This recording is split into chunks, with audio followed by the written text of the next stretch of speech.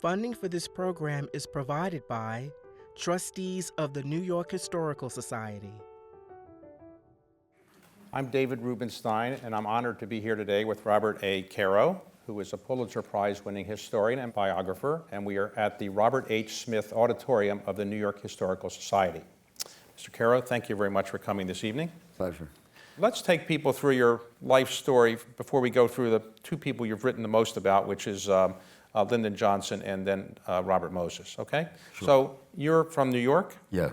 And your accent, I would have thought from your accent. So I asked my agent when they were signing the contract to record one of my books, maybe I could read this one, and she said, then the price will go down. So you grew up in New York City, and where? The East Side, the West Side? The West Side, yes. Okay. And your mother passed away when you were only 11? Yes. Your father was an immigrant from Poland. So you went to school where in New York City? Well, I went to PS 93, but then I went to Horace Mann. And you must have done pretty well there. You went to Princeton. Yes. You knew then that you wanted to be in the newspaper business. Is that right? You were at the managing editor of the Daily Princetonian. Yes. So you graduated in '57. Did you get a job as a journalist right away? I got a job on the New Brunswick Daily Home News and Sunday Times, the voice of the Raritan Valley. And what did it pay you? $52.50 a week. Okay. That's why I took it. The New York Times offered me a job, but in those days, if you didn't have any journalistic experience, you had to go to work for them first as a copy boy, and that was $37 a week. And Ina and I wanted to get married, and we couldn't live So on you thought on $52 you could get married? I thought I could, yes. So where did you meet your wife? At Princeton. So you worked for the New Brunswick newspaper, and you're doing the political beat, or what beat are you covering? The crime beat? With New Brunswick, first I was just a beat reporter. Right. The New Brunswick newspaper was very closely tied to the Democratic machine of New Brunswick. It was so closely tied that the chief political reporter was given a leave of absence each election campaign to write speeches for the political organization. So he had a minor heart attack, so he couldn't do it. He wanted to make sure that whoever got the job, he was going to be able to get it back. And who was the most incompetent of the reporters? Me. So I went and I wrote speeches for this really tough old political boss. And every time he liked the speech, he would pull out a wad of hundreds and $50 bills and peel off what seemed like quite a few and hand them to me. So I really liked this job. Wow. But the thing that happened, he said, you'll ride the polls with me on election day. I didn't even know what riding the polls meant, but it means going from polling place to polling place to make sure everything is going the way the machine wants it to go. And for that particular day, his chauffeur wasn't there. He was replaced by a police captain. I didn't realize why, but at each polling place, a patrolman would come over and report to the captain and my boss that everything was okay. But at one polling place, it wasn't okay. As we drove up, I remember there was a paddy wagon there, and the police were herding in, not brutally, but nudging with their nightsticks, a group of African Americans, young men and women, all nicely dressed, into this paddy wagon. And as we drove up, the policeman was saying, we have trouble here, but it's under control now. I don't know that I had a conscious thought. I just didn't want to be in that car anymore. I wanted actually to be out with the protesters. So the next traffic light that we stopped at, I didn't say a word. I just got out of the car, but I came back and told Ina I have to go to work for a newspaper that fights for things. So I made a list of newspapers that were crusading newspapers then, and I wrote them all letters asking for a job. And the Long Island newspaper gave you a job? Yes. You were then covering the police beat, or? I started working nights, which was a beat reporter again. I think we worked from 7:30 at night to 3:30 in the morning, something like that. But I very quickly by a sheer accident, fell into investigative work. I was working for Newsday. Newsday only published 6 days a week. They didn't publish on Sunday. So the lowest reporter worked Saturday afternoons and Saturday night. So if a real story came in, he wrote a memo for the real reporters to write the story Sunday night. Nassau County was pretty well built up, as it is today, but in the middle of it was a air base called Mitchell Air Base that was over 1,200 acres. And the Air Force had decided to give it up. But the FAA, which was taking it over from the Air Force, wanted to turn it into a civilian airport that company executives could fly in and out in their company planes.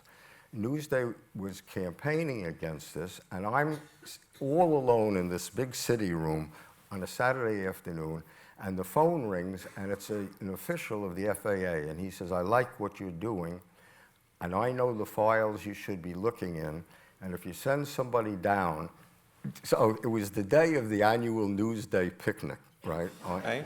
So everybody was on the beach at Fire Island, and of course there were no cell phones.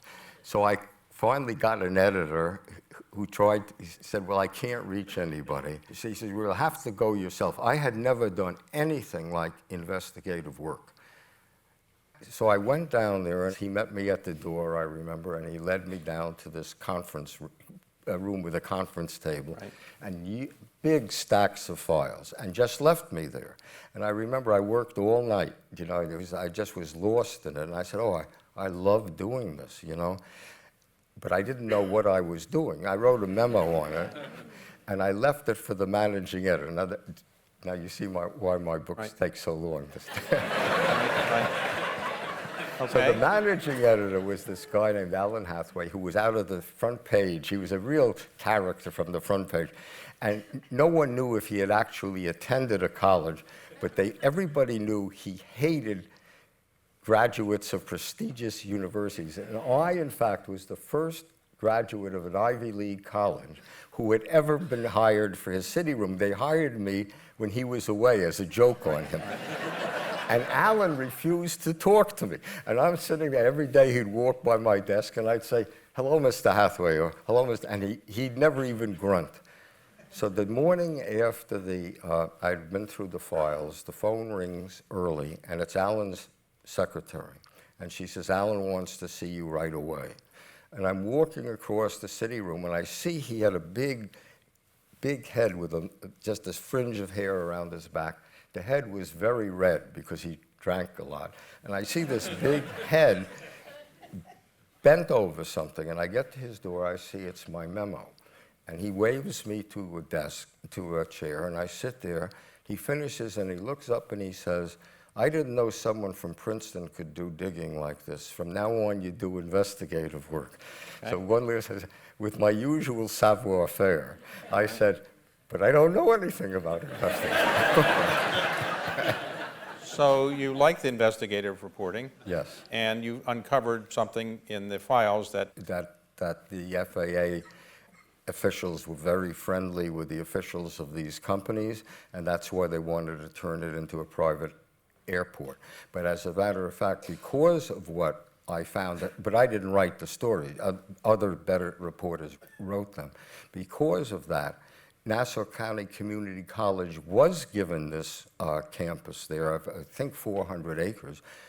Today, they have their student population, I believe, is 38,000 kids. So you really said, that's something a newspaper can do. So after you had that experience, you decided you liked writing about power?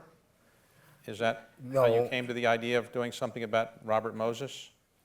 No, but I'm going to try to answer this really, really fast. Right. Robert Moses wanted to build yet another bridge across Long Island Sound. He had built the Triborough, the Bronx Whitestone, the Throgs Neck. Now he wanted to build a bridge between Roy and Oyster Bay.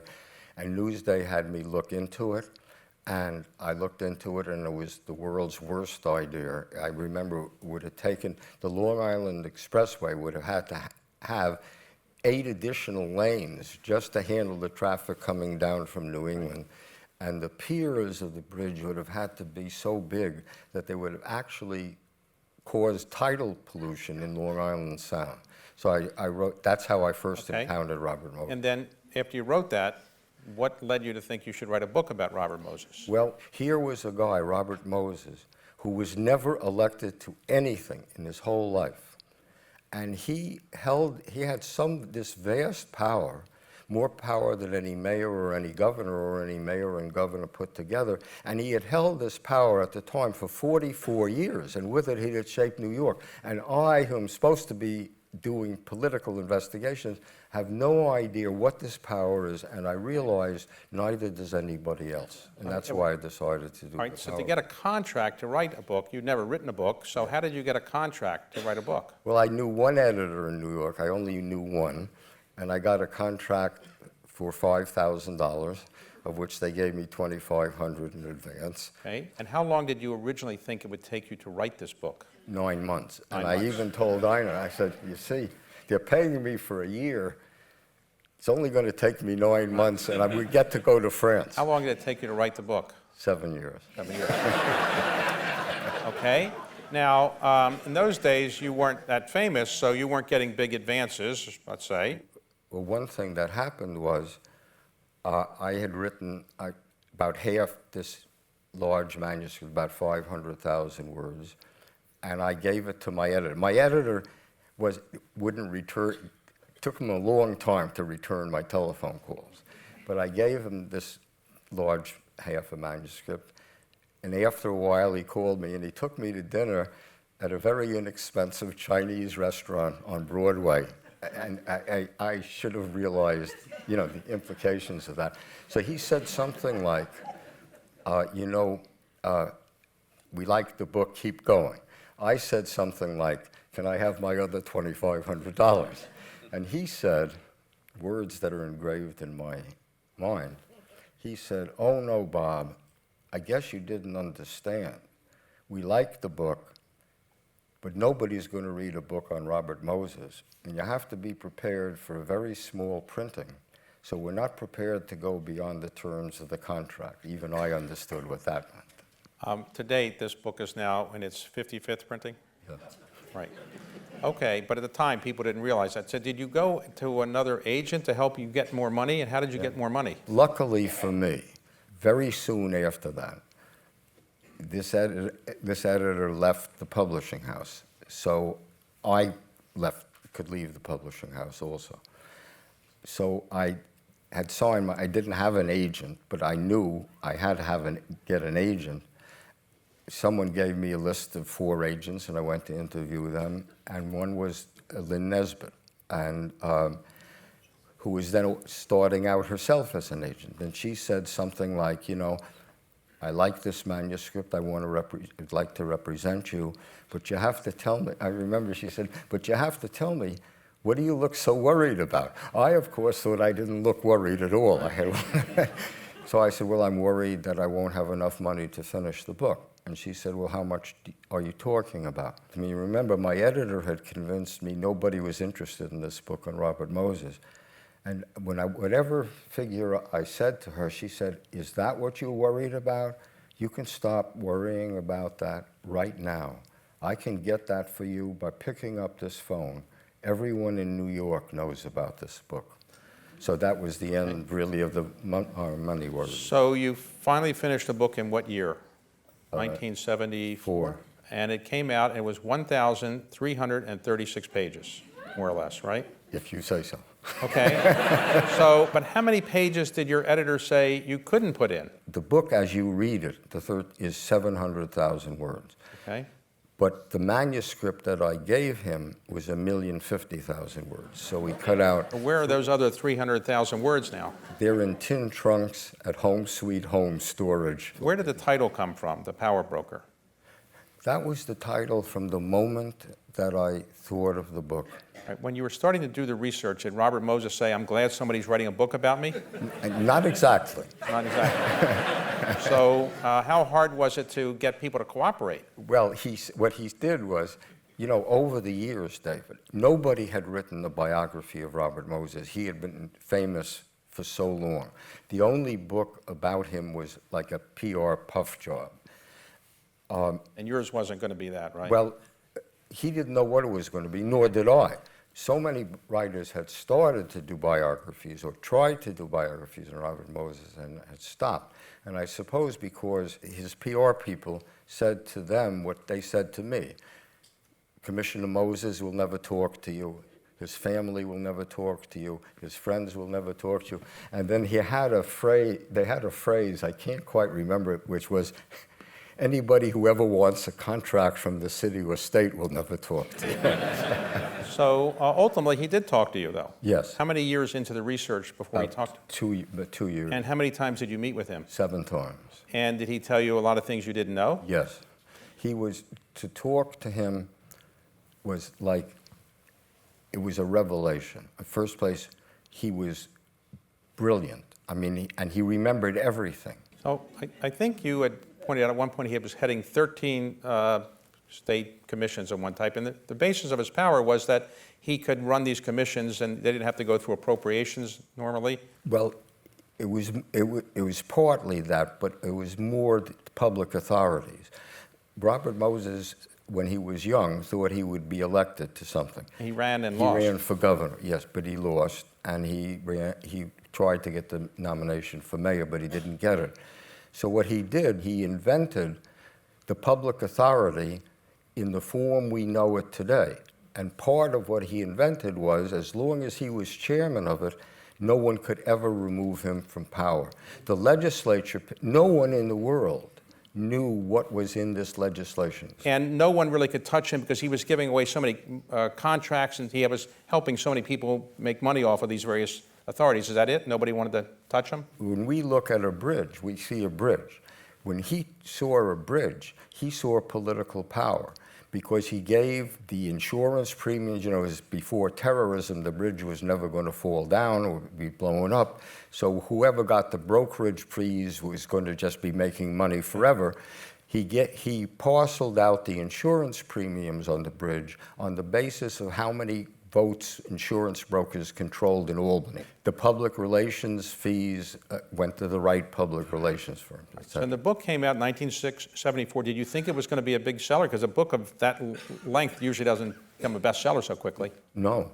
And were you surprised it won the Pulitzer Prize? Well, everything about the book surprised me. Okay, so when it was so successful, did Robert Moses call you and say, by the way, thanks for the book? No, Robert Moses said, I'm going to sue. Okay. I mean, he said, Mr. Caro has made hundreds of careless mistakes. So in a brief statement, I said, name one, and he couldn't. So in the end, your conclusion was he was more good than bad or more bad than good? He did a lot of wonderful things. It's not easy to answer that in a quick way.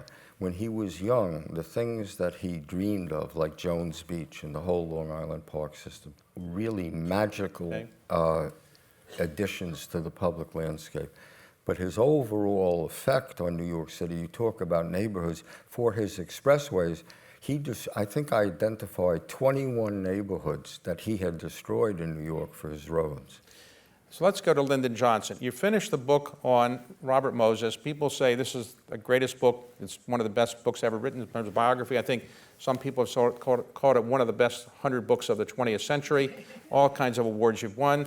So you can write anything. You can go to any publisher and say, here's what I want to do. Why did you pick Lyndon Johnson?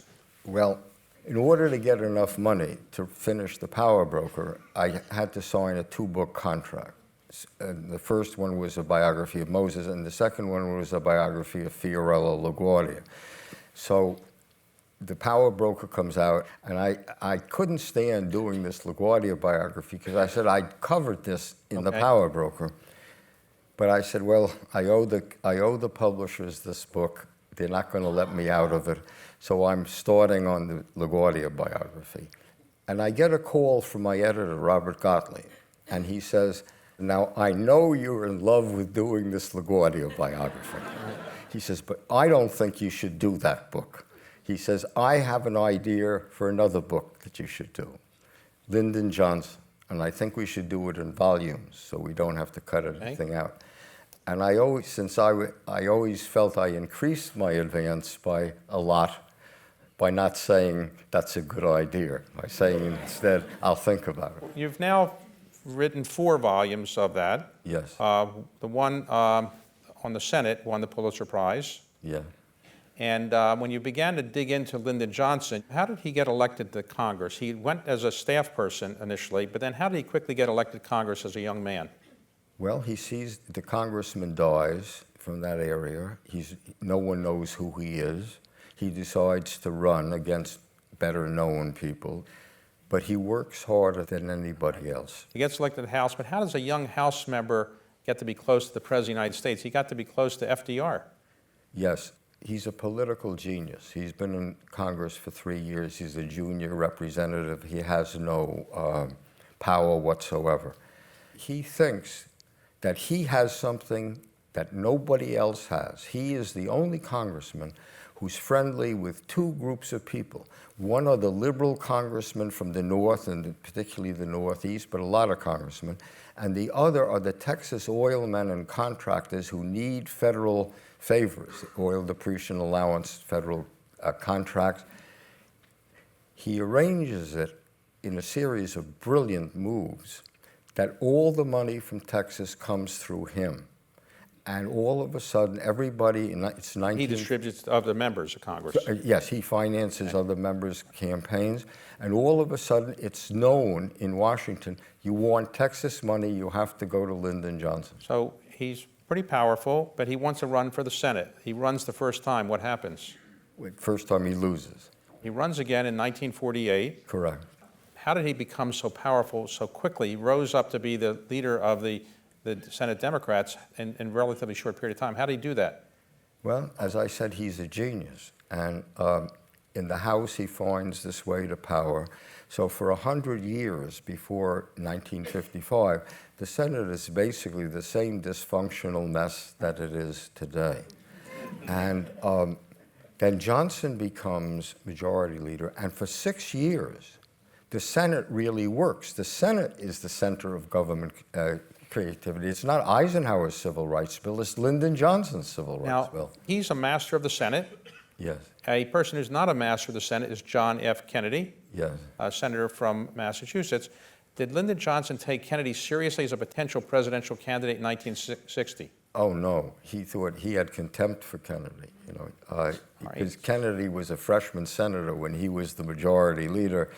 And Kennedy was sickly, with Addison's disease, so he used to mock how thin his ankles were, that's... So when the 60 convention is being held, Lyndon Johnson thinks he has a chance to be the nominee? Well, shortly before the convention, he suddenly realizes that Kennedy is taking it away from him, yes. And when Kennedy offers him the vice presidency, Yes. Did Lyndon Johnson want that? And did Robert Kennedy really try to take it back? And was he authorized to take it back by his brother? Robert Kennedy did try to take it back. He comes down 3 times that afternoon to Johnson's suite, and 3 times he tries to get Johnson to withdraw from the ticket. The question as to whether John Kennedy knew about this, Robert Kennedy said, of course he knew about this. What do you think? My brother took a nap when I tried to get his vice presidential candidate off the ticket. However, that is not really clear at all. So many people were waiting for you to come out with a book that you're very familiar with, the 5th volume of Lyndon Johnson's life. Yeah. And you surprised people by coming out with a new book called Working. Is this something you felt you needed to do before you got the Lyndon Johnson book finished, or why did you decide to write this one before the Lyndon Johnson 5th volume? Well, people ask me all the time what it's been like to do the kind of work I do, what it's like to interview people who sometimes don't want to be interviewed, or what it's like to go through a presidential library. What is a presidential library like? What are the presidential papers like? And I realized, although I want to do and am doing a longer memoir, I said I'm just going to stop for a few months and give people a few glimpses that I hope will give an idea of the kind of work I do. Okay, so you have not said when the Lyndon Johnson book is going to come out, and you have resisted that because you've consistently said it'll come out when it's ready. Is that right? That's what I always say, yes. Okay, you don't want to say anything different, right? That's correct. Okay. So you're going to finish the 5th volume of Lyndon Johnson, and then after that, you're going to write another book, Well, which hopefully, is your memoir. yes. And then after that, you've got another book planned on Mr. LaGuardia. Al Smith. Al Smith, okay. So, all right. Now, you're 83 years old today, or not today, but now. But you're a young man because your editor is 88, Yeah. right? Robert Gottlieb. So, final question is, as you look back on your incredible career, what would you see as your legacy? What do you think people will think of what you've done with your life as an author? I guess my hope is that in times to come, when people want to know what political power can do for people or to people, my books will cast some light on that. Well, thank you Yes, very that's much right. for writing those books, and thank you very much. Funding for this program was provided by trustees of the New York Historical Society.